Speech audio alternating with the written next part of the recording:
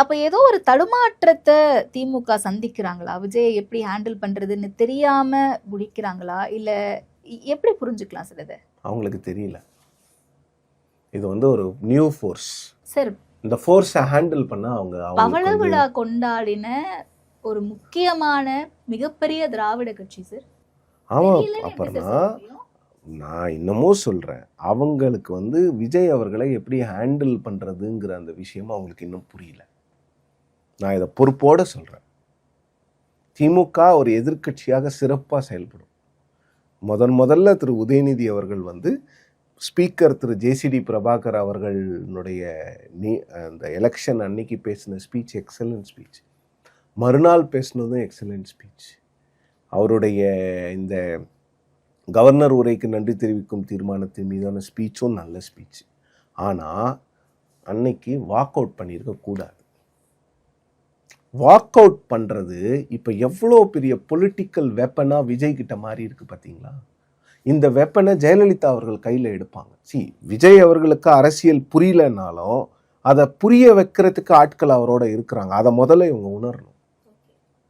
இவர் ஒரு விவாதத்தில் நான் கலந்து கொண்டிருந்தோம். டெல்லியில் இருக்கக்கூடிய தமிழ் செய்தியாளர் நிரஞ்சன் ஒரு இடத்துல சொன்னார், இன்னமும் திமுக வந்து தாவேக்காவை லீகலாக கூட அண்டர் எஸ்டிமேட் பண்ணிகிட்டே இருக்கிறாங்க.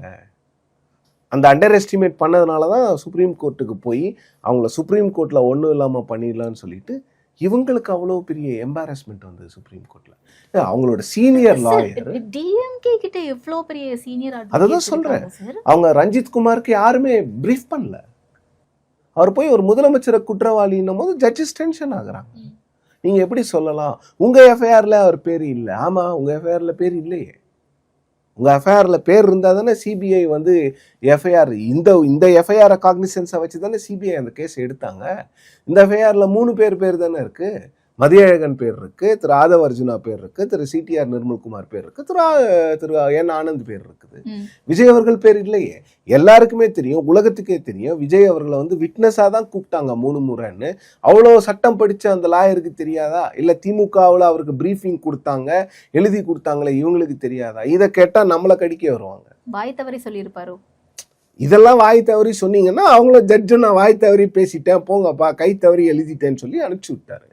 ஆச்சி மசாலா. எந்த சமையலும் ருசி தேடும் ரகசியம். 20 ரூபாய்.